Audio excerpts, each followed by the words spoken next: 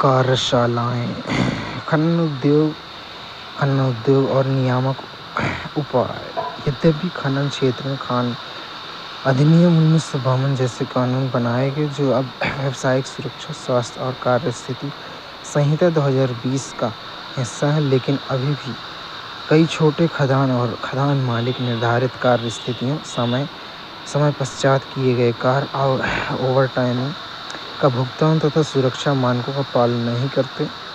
उपठेका प्रणाली का प्रचलन इस समस्या को और बढ़ा देता है, क्योंकि ठेकेदार उचित श्रमिक रजिस्टर न बनाकर दुर्घटनाओं और लाभों के लिए उत्तरदायित्व से बच निकलते हैं। खनन कार्य के पश्चात कंपनियों का ये जिम्मेदारी होती है कि वे क्षेत्र को उनके मूल रूप से पुनर्स्थापित करें, लेकिन इसका पालन प्रायः नहीं किया जाता। खनिकों के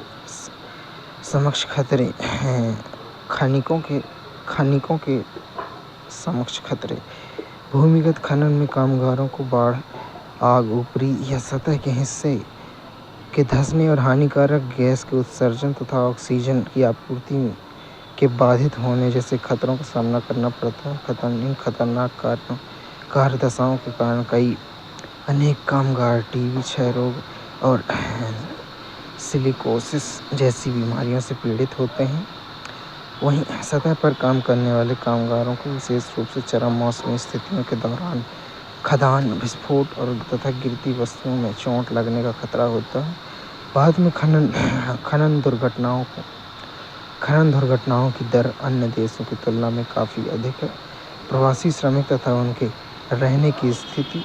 मत्स्य प्रसंस्करण उद्योग जैसे उद्योगों में प्रवासी श्रमिकों को काम पर रखा जाता है, जहां उन्हें संकुचित और एवं अपर्याप्त जीवन दशाओं में कई लोगों को एक साथ ही स्थान पर रखा जाता है। हालांकि इन कठिनाइयों के बावजूद कुछ युवा महिलाएं इन नौकरियों के माध्यम से इस प्रकार से स्वतंत्रता और आर्थिक आत्मनिर्भरता प्राप्त कर सकती हैं। रोजगार के लिए अकेले प्रवास करने की प्रवृत्ति सामाजिक संरचना को संयुक्त परिवारों से एकल परिवार की ओर जाती है, जिससे वैश्वीकरण की कार्य प्रवृत्तियों के बीच अकेलापन तथा असुरक्षा संबंधी चिंताएं बढ़ जाती हैं। घरों में होने वाला कार्य। घरों पर किए जाने वाले कार्य जैसे लेस, जरी, ब्रोकेन, कालीन, बीड़ी एवं अगरबत्ती का निर्माण भारतीय अर्थव्यवस्था का एक महत्वपूर्ण भाग है। यह कार्य मुख्य रूप से महिलाओं एवं बच्चों द्वारा किया जाता है तथा नगद भुगतान प्रणाली पर आधारित होता है, जो इस बात पर निर्भर करता है कि उन्होंने कितने नग पीस बनाए हैं। बीड़ी उद्योग का प्रतिनिधित्व। बीड़ी बनाने की प्रक्रिया वन क्षेत्रों के गांवों से शुरू होती है, जहां तेंदू के पत्तों को इकट्ठा करके निजी ठेकेदारों या सीधे वन विभाग को बेचा जाता है। सरकार द्वारा बीड़ी फैक्ट्री मालिकों को नीलाम किए गए इन पत्तों को फिर ठेकेदारों के माध्यम से घर आधारित श्रमिकों को वितरित किया जाता है।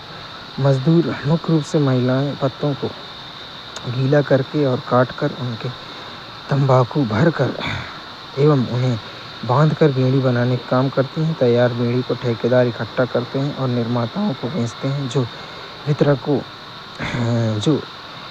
वितरकों को बेचने से पहले उन्हें भूनते हैं और ब्रांड बनाते हैं। वितरण श्रृंखला थोक विक्रेताओं और अंततः स्थानीय पान के दुकानों तक जारी रहती है। हड़ताल तथा मजदूर संघ। हड़ताल एवं तालाबंदी। हड़तालें श्रमिकों द्वारा कार्य को रोकने की पहल होती है, जबकि तालाबंदी प्रबंधन द्वारा श्रमिकों को कार्यस्थल में प्रवेश करने से रोकने के लिए की जाती है। दोनों ही कार्यवाही सामान्यतः कठोर कार्य परिस्थितियों के प्रति प्रतिक्रिया स्वरूप की जाती है। हड़ताल शुरू करना चुनौतीपूर्ण होता है क्योंकि इससे प्रबंधन का प्रतिस्थापन श्रमिकों को नियुक्त करने की संभावना बढ़ जाती है। साथ ही श्रमिकों को वेतन न मिलने के कारण वित्तीय कठिनाइयों का सामना करना पड़ता है। ऐतिहासिक बॉम्बे टेक्सटाइल हड़ताल एक झलक 1982 की। ट्रेड यूनियन नेता डॉक्टर दत्ता सामंत की अगुवाई में बॉम्बे टेक्सटाइल हड़ताल के लगभग लगभग 2,50,000 कर्मचारी शामिल हुए थे, जो बेहतर वेतन और अपना स्वयं का संगठन बनाने के स्वायत्तता की मांग कर रहे थे। लगभग 2 वर्ष तक चली इस लंबी हड़ताल को आखिरकार हताश होकर श्रमिकों को काम पर वापस लौटने पर मजबूर कर दिया। इसके परिणामस्वरूप लगभग 1 लाख श्रमिकों की नौकरी चली गई, जिसमें से कई या तो आकस्मिक मजदूरी करने लगे, पावरलूम क्षेत्र में रोजगार के लिए छोटे शहरों में चले गए या अपने गांव वापस लौट गए। इसके बाद मिल मालिकों ने आधुनिकीकरण या मशीनरी अपग्रेड में निवेश नहीं किया। वर्तमान में बेहतर रियल एस्टेट विकास के लिए मिल की जमीन बेचने के प्रयासों में मुंबई के नगरीय भविष्य को लेकर श्रमिकों, मिल मालिकों और रियल एस्टेट एजेंटों के बीच टकराव विद्यमान रहता है। वैश्वीकरण या भूमंडलीकरण। वैश्वीकरण का तात्पर्य विभिन्न राष्ट्रों के वैश्विक अंतर संबंधों से है।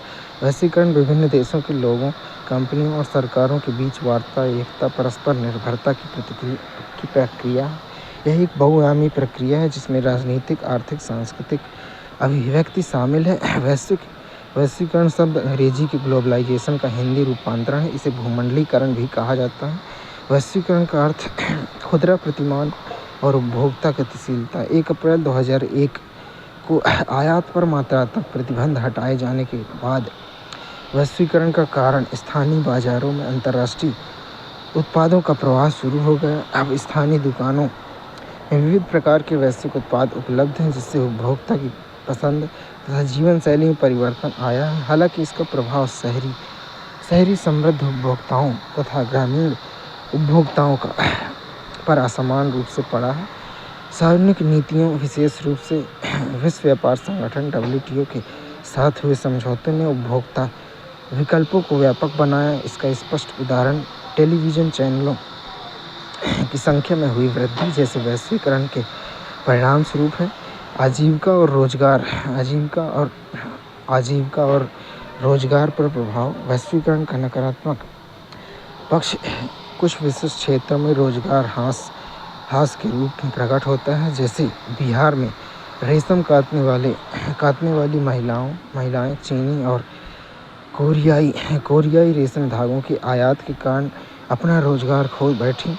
स्वदेशी मछली पकड़ने वाले समुदाय बड़े मछली पकड़ने वाले जहाज़ों के कारण विस्थापित हो गए, जिससे मछली काटने, मछली छांटने, सुखाने, बेचने एवं जाल बनाने में लगी महिलाओं की आजीविका प्रभावित हुई। गुजरात में गोंद एकत्र करने वाली महिलाएं सस्ते सूडानी गोंद के आयात के कारण रोजगार से वंचित हो गई। रद्दी कागज के आयात ने भारतीय शहरों में कूड़ा बीनने वालों को आंशिक रूप से विस्थापित कर दिया। वैश्वीकरण का विविध प्रभाव। वैश्वीकरण ने कुछ लोगों के लिए नए अवसर खोले, जबकि पहले से हाशिए पर व्याप्त वर्गों को समस्या को और गहरा किया। वैश्वीकरण पर चर्चा ध्रुवीकृत है। कुछ लोग इसे बेहतर विश्व की दिशा में एक कदम मानते हैं, जबकि अन्य लोग इसे आर्थिक और सामाजिक असमानता को बढ़ाने के लिए इसकी आलोचना कर रहे हैं। ऐतिहासिक वैश्विक अंतर संबंध की बात करें तो वैश्वीकरण की गहन जांच करते हुए इसके ऐतिहासिक संदर्भों का भी अध्ययन किया जाता है कि क्या वैश्वीकरण में विशिष्ट विशेषताएं तथा इसके समाज पर विभिन्न वर्गों का क्या प्रभाव है। रेशम मार्ग प्रारंभिक संपर्क। भारत लगभग 2000 वर्ष पूर्व एक व्यापक वैश्विक ढांचे का भाग रहा है, जिसका मुख्य उदाहरण प्रसिद्ध सिल्क रूट, जिसने इसे चीन, फारस, मिस्र, रोम की उत्पन्न सभ्यताओं से जोड़ा था। संस्कृति और प्रवास का संगम। भारत अपने इतिहास के विशाल कालखंड में व्यापारियों, विजेताओं तथा नए अवसरों की तलाश में आए प्रवासियों का संगम स्थल रहा। इन संपर्कों ने भारत की सांस्कृतिक विरासत को सुदृढ़ किया। आज भी कई दूर दराज के गांवों में विभिन्न देशों से आए प्रवासियों की कहानियाँ जीवित हैं। वैश्विक संपर्क तथा व्यापक दृष्टिकोण का विचार भारत के लिए आधुनिक समय का नवीनतम विचार नहीं है, बल्कि यह एक ऐतिहासिक निरंतरता है जो इसके प्राचीन अंतर संबंधों को रेखांकित करती है। उपनिवेशवाद और वैश्विक संबंध आधुनिक भारत में सामाजिक और आर्थिक विकास का मार्ग औपनिवेशिक युग में निहित है, जहाँ आधुनिक पूंजीवाद का उदय वैश्विक आयामों के साथ हुआ। औपनिवेशिक शासन एक पूंजीवादी प्रणाली का अभिन्न अंग था, जिसे पूंजी के नवीन स्रोत, कच्चे माल की प्राप्ति, ऊर्जा संसाधन का दोहन एवं बाजार विस्तार की आवश्यकता थी। इसके लिए एक वैश्विक तंत्र की स्थापना अनिवार्य थी जो इस प्रक्रिया को गति दे सके। ऐतिहासिक जन प्रवास आधुनिक वैश्वीकरण का पूर्ववर्ती आधुनिक वैश्वीकरण को प्राय व्यापक स्तर पर मानव प्रवासन की विशेषता के रूप में देखा जाता है, लेकिन इतिहास में ऐसे व्यापक प्रवास पहले भी हुए हैं। यूरोपियों का विशाल प्रवासन, जिन्होंने अमेरिका एवं ऑस्ट्रेलिया में कॉलोनियों की स्थापना की तथा स्थानीय आबादी को विस्थापित किया। भारत में गिरमिटिया मजदूरों को एशिया, अफ्रीका, अमेरिका के विभिन्न दूर दराज के क्षेत्रों में कार्य करने के लिए भेजा जाता था। भयावह दास व्यापार, जिससे हजारों अफ्रीकियों को जबरन दूर दराज के क्षेत्रों में ले जाया गया। स्वतंत्र भारत का तथा विश्व